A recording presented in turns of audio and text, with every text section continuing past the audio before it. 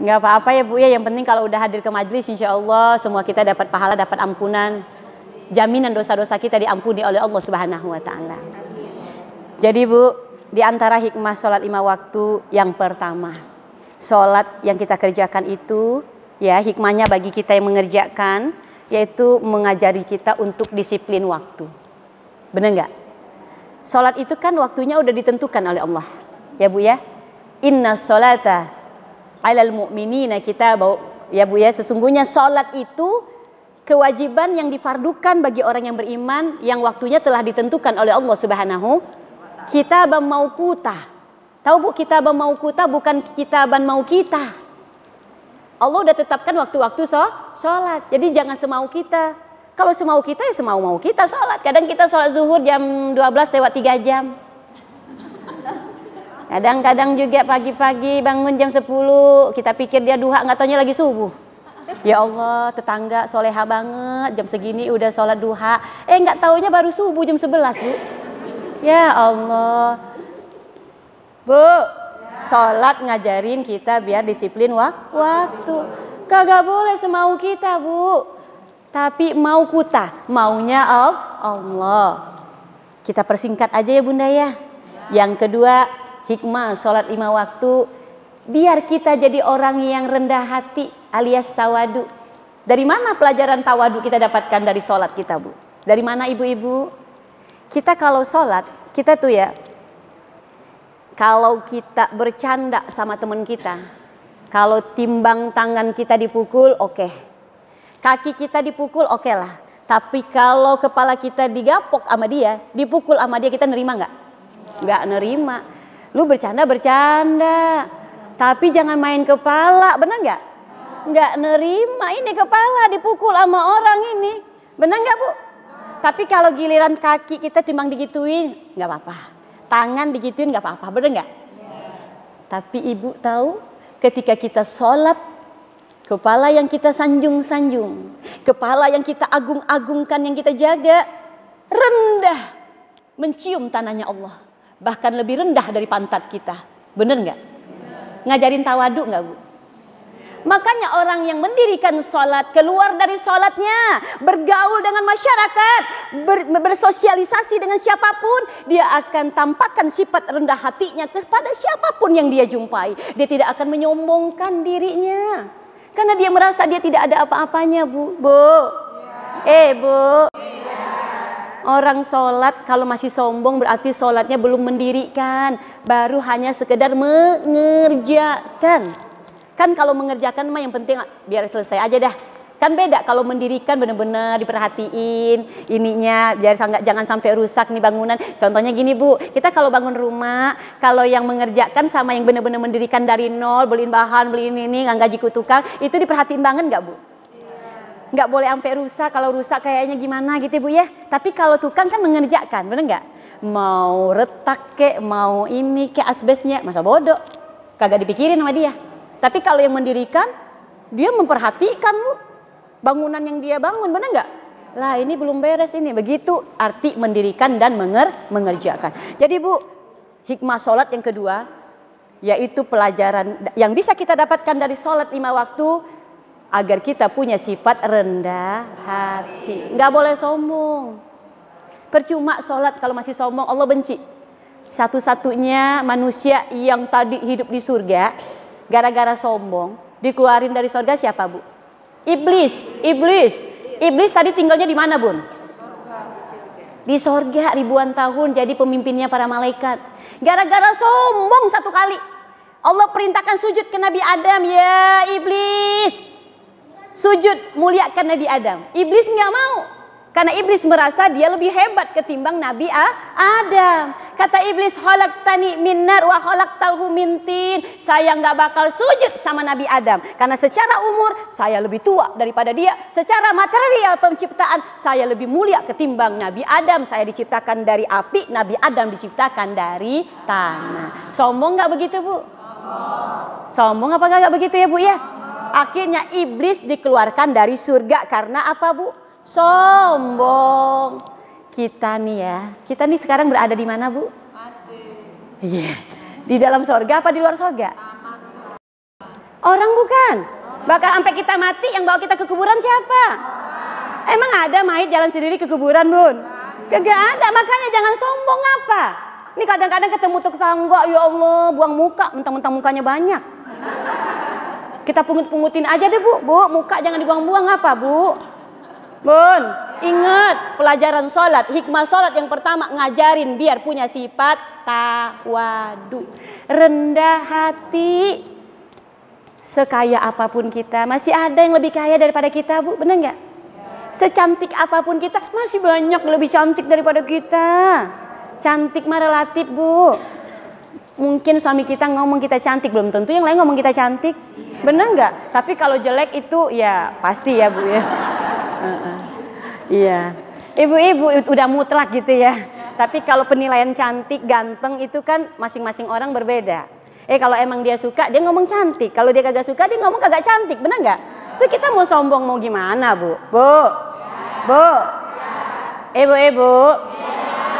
Jadi hikmah sholat yang kedua, melatih diri kita agar punya sifat tawadu, rendah hati. Jadi tawadu itu harus ada dalam diri kita. Jadi tawadu itu orang yang mau mendengarkan nasihat orang lain untuk kemajuan dirinya. Karena sombong dalam agama kita itu bukan orang yang pakai pakaian bagus, bukan.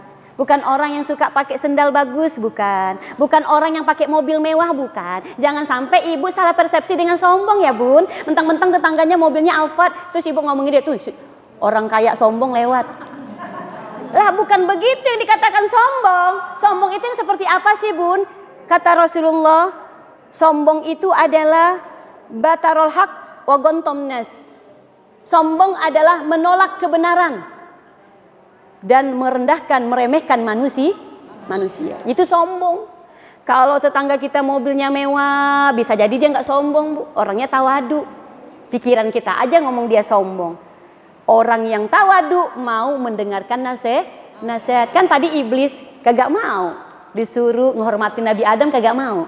Berarti sombong. Kalau orang tawadu, nih kayak ibu-ibu seluruh jamaah insya Allah punya sifat tawadu. Amin. Karena masih mau mendengarkan nasihat ilmu. Tapi kalau orang sombong kagak mau, Bu. Emang siapa gurunya? Itu tuh Ustazah Zanimar. Ustazah Zanimar kagak jadi ah. Itu sombong. Padahal orang tawadu itu mau mendengarkan nasihat dari siapapun yang menyampaikan. Paham, Bu? Jangan lihat orangnya, lihat ilmunya. Orangnya jangan dilihat, sama kita sesama manusia, tapi ilmunya yang dilihat karena ilmu itu cahaya yang datangnya dari Allah Subhanahu wa taala. Dan yang kedua, kalau sombong itu kata baginda Nabi merendahkan, meremehkan orang lain. Emang dia siapa sih? Tuan gua daripada dia. Emang yang paling duluan datang ke kampung ini siapa? Kan saya ini sesepuh. Dia mah junior gitu. Itu sombong. Nah itu tadi ya, Bu ya. Jadi sombong itu bukan dari penampilan, bukan dari kendaraan, bukan. Sombong itu ketika seseorang menolak kebenaran dan merendahkan orang lain, itu sombong. Ibu-ibu, Bu, dan semoga sholat yang kita kerjakan ini juga bisa menjadikan kita orang-orang yang Allah sebutkan dalam surah Al-Ankabut, inna sholata tanha anil fasya, inna sholata anil fasya wal munkar. Sesungguhnya sholat itu bisa mencegah dari perbuatan keji dan munkar. Mudah-mudahan dengan kita benar-benar mendirikan sholat bisa jaga lisan. Karena fasya itu perbuatan yang timbul dari ucapan. Ya, kita bisa menjaga omongan, ya, nggak ngata-ngatain teman, nggak memfitnah orang. Dari lisan ini namanya fahsya. Kalau dari badan namanya mungkar. Ya, Bu, ya, mungkar, kemungkaran yang ditimbulkan dari badan kita. Kalau mulut fahsya. Makanya orang sholat insya Allah akan terhindar dari perbuatan keji dan mungkar. Keji, dosa yang ditimbulkan dari lisan. Munkar, dosa yang ditimbulkan dari badan. Contohnya apa kalau lisan itu tadi? Ngomongin aib orang. Dosa enggak, Bu? Ngatain orang, menghina orang. Ya, makanya ibu kagak boleh. Ini kadang-kadang ya pulang ngaji timbul dosa fahsya. Timbul ghibah dia. Enggak nih? Ya Allah, waktu kita udah habis Bunda. Kajian kita hari ini, ya Bu. Mungkin di segmen yang berikutnya kita ada sesi tanya jawab ya. Sebelum nanti kita tutup dengan doa. Saya mau bertanya, Ustazah. Ya, silakan. Boleh tidak menggoda sholat karena alasan ada hajatan atau sedang hajatan? Ya. Ya. Bagaimana ini langsung dijawab atau pertanyaan dulu atau gimana, Teis? Mungkin langsung dijawab saja Ustazah, biar nanti lebih menyerap ya jawaban yang akan disampaikan oleh Ustazah. Iya. Kami persilahkan Ustazah. Iya. Allahumma sholli wa sallim wa barik alaih. Terima kasih pertanyaannya kepada Ibu Cici. Boleh nggak sih kalau lagi hajatan terus kita sholatnya ketinggalan, kita kodok gitu ya Bu ya? Mengenai hukum kodok sholat itu hanya dibolehkan untuk orang yang dalam kondisi ketiduran. Yang kedua karena lupa. Jadi ketika kita ketiduran, bukan tidur disengaja ya, ketiduran nggak ada yang bangunin, bablas bangun-bangun jam 10 pagi. Seketika itu boleh mengkodok sholat subuh dikerjakan ya. Atau mungkin kelupaan, saking sibuknya kita Bu, saking sibuknya kerja, inget-inget udah waktu asar, zuhurnya kelewat, itu boleh mengkodok sholat. Yang jadi pertanyaan, kalau orang hajatan emang sampai segitunya sibuk ya sampai lupa sholat, bener nggak? Jadi jawaban dari saya, ketika kita hajatan tidak diperkenankan untuk mengkodok sholat, karena kita masih sadar, bener nggak? Bukan dalam kondisi tidur dan tidak terlalu repot, hanya sekedar nerima tamu, kan bisa gantian, bener nggak? Jadi jawabannya tidak dibolehkan, kecuali dalam kondisi ketiduran dan kondisi emang kitanya lupa, namanya orang lupa Bu, gimana? Allah maafin, bener nggak? Tapi kalau hajatan kadang-kadang ya begitu dah Bu masalahnya ya Bu ya, Bu. Kalau hajatan apalagi nih kaum hawa, alasannya nggak sholat, alasan yang remeh, gara-gara apa? Takut bulu mata anti badainya. Bu, kagak sholat dulu, sayang make upnya ntar luntur. Ya Allah, make up mah bisa ditambah lagi Bu.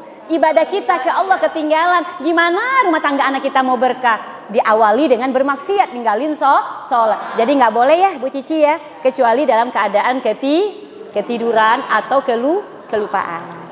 Semoga bisa dipahami. Bagaimana Ibu Cici? Bisa dipahami dan paham? Oke, baik. Berarti tidak boleh dikodok karena kondisinya tidak memungkinkan untuk mengkodok sholat ya. Oh, jadi itu tetap dosa dong ya Ustazah? Iya ya? dong. Luar biasa. Berarti tidak boleh meninggalkan sholat ya Ibu-ibu. Iya, tetap sholat. Bagaimanapun sesibuknya tetap kita harus laksanakan. Baik, para pemirsa daerah muslimah yang dirahmati Allah dan hadirin Majelis Taklim Darussalam. Segmen berikutnya pertanyaan dari Ibu Anggi. Silahkan ke depan. Silahkan bertanya ya. Sebutkan nama, nomor rekening katanya. Ya. Waalaikumsalam warahmatullahi wabarakatuh.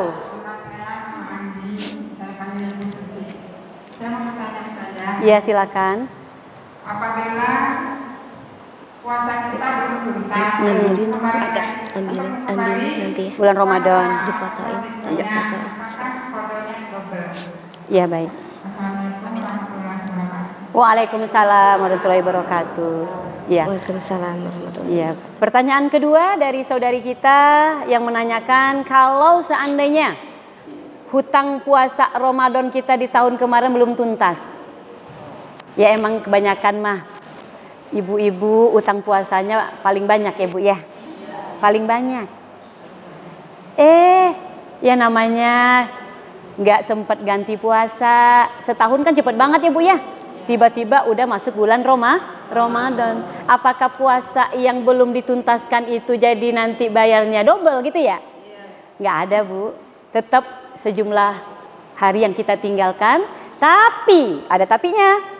Karena kita melalaikan kewajiban kita untuk mengkodok puasa di 1 tahun sebelum datangnya Ramadan yang berikutnya, maka menurut Imam Syafi'iyah, wanita yang melalaikan kewajibannya wajib bayar fidyah karena lalainya dia.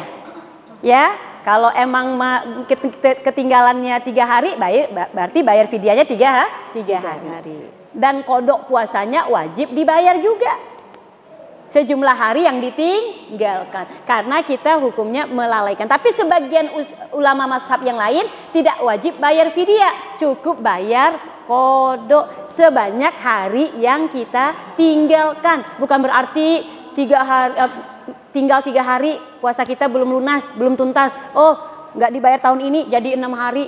Nggak begitu, Bu. Allah bukan zat yang zolim sama kita. Paham, Bu? Makanya ibu-ibu mumpung nih bentar lagi kita udah selesai Rajab, masuk Sya'ban ya, Bu ya. Kalau udah masuk bulan Sya'ban itu udah lampu kuning, warning, hati-hati. Dikhawatirkan kalau kita masih banyak utang puasa, masuk Ramadan lampu merah. Bu, udah buru-buru. Ini kadang-kadang mau ganti puasa banyak banget alasannya. Mau ganti habis lebaran, sayang, nastar masih banyak. Masuk lagi bulan Zulhijjah, sayang, daging kurban masih penuh di kulkas. Apalagi masuk bulan Maulid, tiap hari ikutan Maulid, makan prasmanan. Kagak jadi kodok puasa. Ujung-ujungnya masuk bulan Rajab. Mana bulan Rajab cuacanya panas, pengen ganti puasa, lihat-lihat hari, Bu. Ya Allah, mana panas banget, gak jadi puasa dah gitu ya, Bu ya. Bu, jadi tidak ada double hari kita yang kita tinggalkan. Kira-kira paham? Insya Allah. Bagaimana ya? Ibu Susi paham Ibu dengan Susi jawaban ya? Ibu Ustadzah? Alhamdulillah. Alhamdulillah. Bu Ustadzah, saya mau izin nih. Ya. Sebetulnya boleh untuk bertanya berapa ya? Berapa pertanyaan nih dari ibu-ibu jamaah Majlis Taklim kita ini? Oh ya, Insya Allah 5 pertanyaan boleh. 5 pertanyaan mengingat waktu ibu-ibu. kita sebentar lagi ya, Bu ya. Baik, berarti ada 3 pertanyaan lagi ya ibu-ibu. Nanti tolong siapkan. Ya. Selanjutnya pertanyaan dari Ibu Nina. Ibu Nina, silakan. Ibu Nina silahkan ke depan. Cantik soleha cabit syur. Coba Ibu. Insya Allah. Iya. Ibu Nina sebutkan ya. Assalamualaikum warahmatullahi wabarakatuh. Waalaikumsalam warahmatullahi wabarakatuh. Nama saya Ibu Nina atau yang dipanggil terkenalnya Mama Cindy. Oh, Mama ada Cindy. ada nama viralnya Mama ya. Cindy, ya. Terkenal di dunia sampai akhirat insya Allah. Amin, Masya Allah. Ya. Jika ada orang yang sudah meninggal dunia, banyak meninggalkan sholat. Iya. Kemudian sholatnya itu dibayar dengan beras. Apakah boleh dibayar dengan beras atau fidyah sholat? Apakah boleh dilakukan? Iya. Pertanyaan begitu, Ustaz. Wassalamualaikum warahmatullahi wabarakatuh. Waalaikumsalam warahmatullahi wabarakatuh. Insya Allah pertanyaan yang sangat Fidyah bagus sholat ya, Bu ya. seperti Fidyah sholat ya.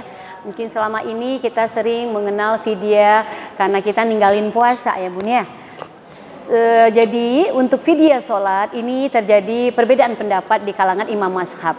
Kalau menurut Imam Syafi'i, yang namanya sholat ditinggal itu nggak ada fidyah sholat. Paham, Bu? Karena kalau dibayar fidyah emang berapa banyak fidyah yang mau kita keluarkan. Tapi sebagian ulama lain mengatakan harus dikeluarkan fidyah sholatnya. Ya sebanyak rokaat sholat yang dia tinggalkan. Nah kita emang tahu, Bu, almarhum almarhumah mayit ninggalin sholatnya berapa waktu, bener nggak? Nggak tahu. Udah anaknya aja deh, Bu. Ya, Bu ya. Kalau ada rezeki sedekah buat orang tua kita. Paham, Bu?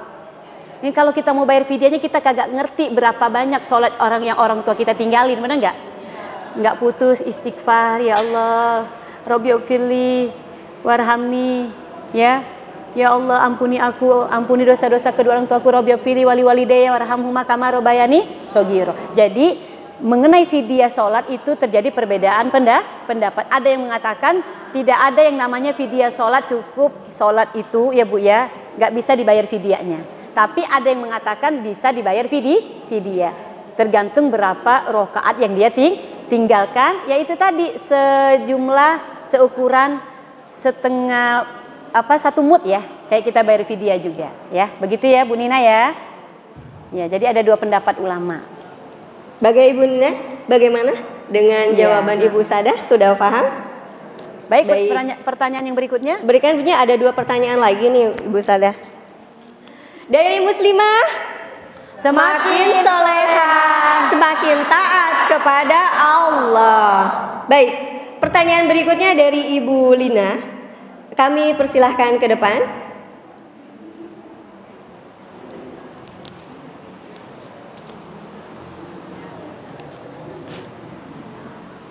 Sebutkan nama ya Ibu. Assalamualaikum warahmatullahi wabarakatuh. Waalaikumsalam warahmatullahi wabarakatuh. Izin bertanya Ustazah, Iya, silakan. bagaimana hukum wanita yang tidak menutup aurat, sedangkan dia berhubungan baik dengan orang lain? Terima kasih. Wassalamualaikum warahmatullahi wabarakatuh. Waalaikumsalam warahmatullahi wabarakatuh. Pertanyaannya sangat bagus sekali, Ibu-ibu. Kalau perempuan secara hubungan sosial dengan orang lain baik, tapi dia tidak menutup aurat, bagaimana? Bu, menutup aurat bagi perempuan itu posisinya itu ya, nutup aurat itu sama dengan perintah sholat. Wahai para nabi, kata Allah, perintahkan istri-istrimu, anak-anak perempuanmu, dan istri-istri orang beriman agar mengulurkan jilbabnya ke seluruh tubuhnya, agar mereka lebih mudah untuk dikenali. Berarti kalau ada perempuan secara sosialnya dia baik, tapi nggak nutup aurat, berarti dia belum sempurna menjalankan ketaatan di hadapan Allah Subhanahu wa Ta'ala. Sedangkan perempuan kalau pengen masuk surga syaratnya ada 4, Bu. Bu. Perempuan kalau pengen masuk surga syaratnya ada 4. Kata baginda Nabi, al-mar'atu idza shalat khamsaha wa shamat syahraha wa hafazat farjaha wa ata'at zaujaha. Perempuan kalau pengen masuk ke surga Allah, 8 pintu surga terbuka untuknya. Pertama, sholat 5 waktu kudu dijaga. Yang kedua, puasa Ramadannya disempurnakan. Yang ketiga, tutup aurat. Berarti kalau dia nggak nutup aurat, belum sempurna menjalankan ketaatan di hadapan Allah Subhanahu wa Ta'ala sebaik apapun dia. Ya Bu, paham nggak Bu? Jangan beralasan yang penting saya mah biar menata hati dulu, nggak bisa Bu.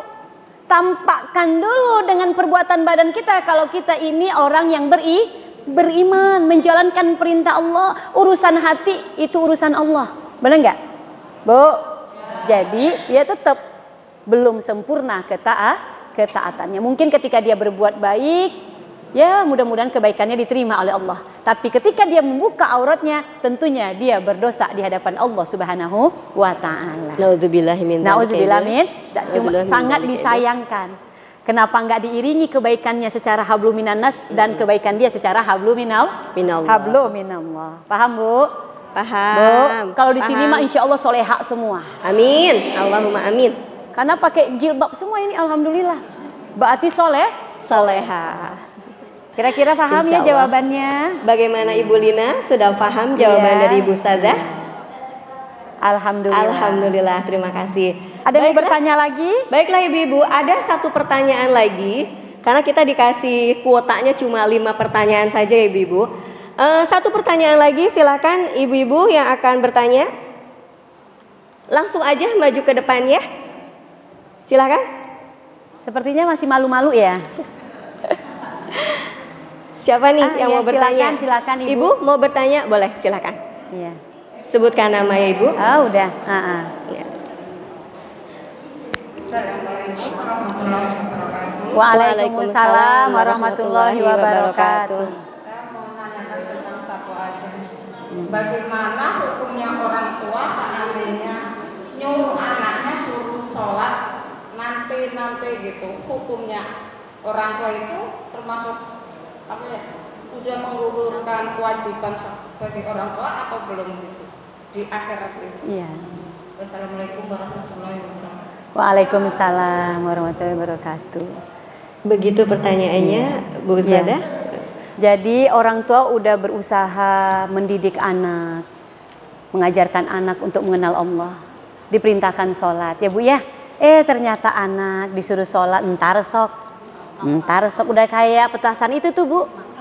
Ya, sholat nak entar gitu ya Bu. Yang namanya kita udah ngajarin anak, lebih-lebih udah nyontohin ya Bu ya, bener nggak?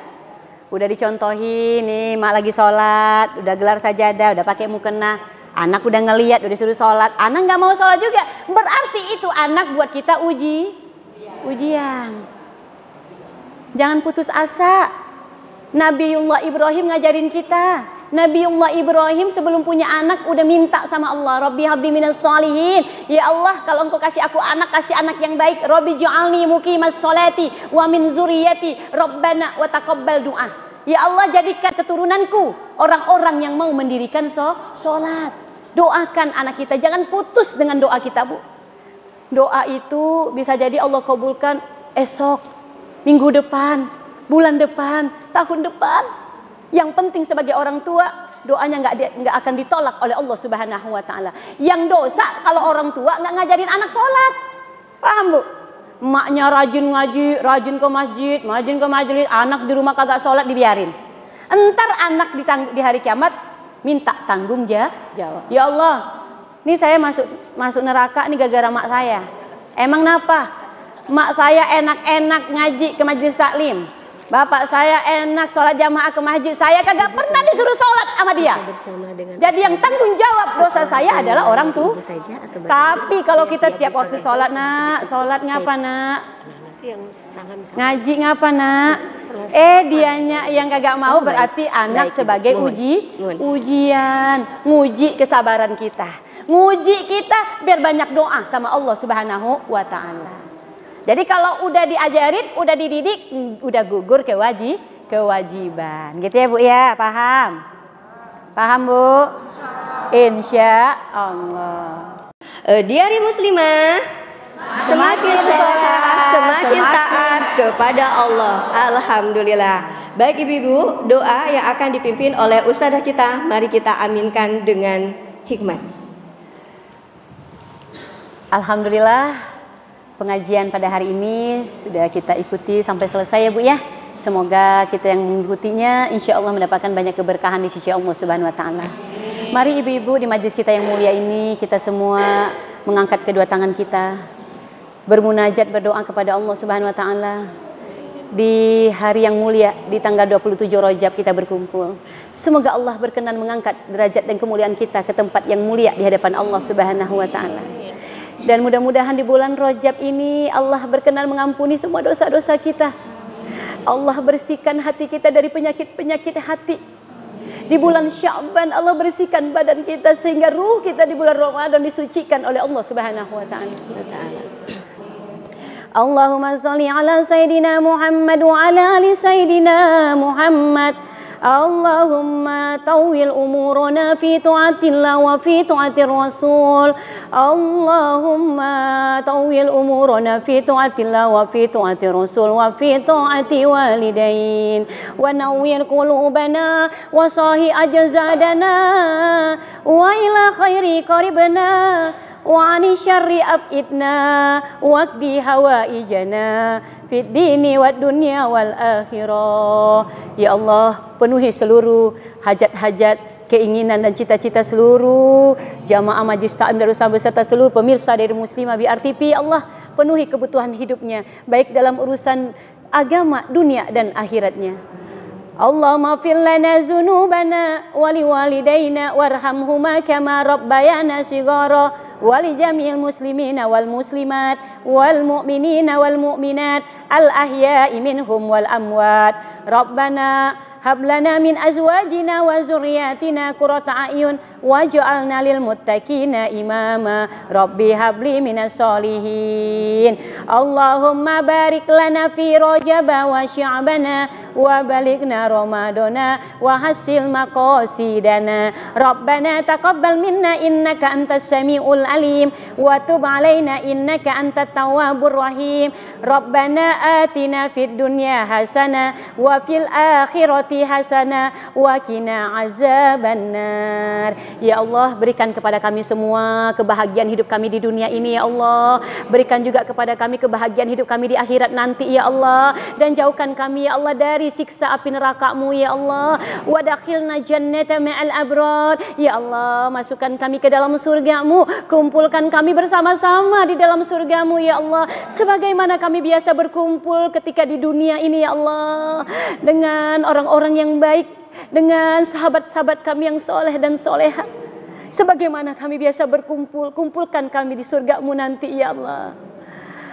Wa dakhilna jannata ma'al abrar ya azizu ya ghafar ya rabbal alamin. Wa sallallahu ala sayyidina Muhammadin wa ala ali sayyidina Muhammad. Subhana rabbika rabbil izzati amma yasifun wa salamun alal mursalin walhamdulillahi rabbil alamin.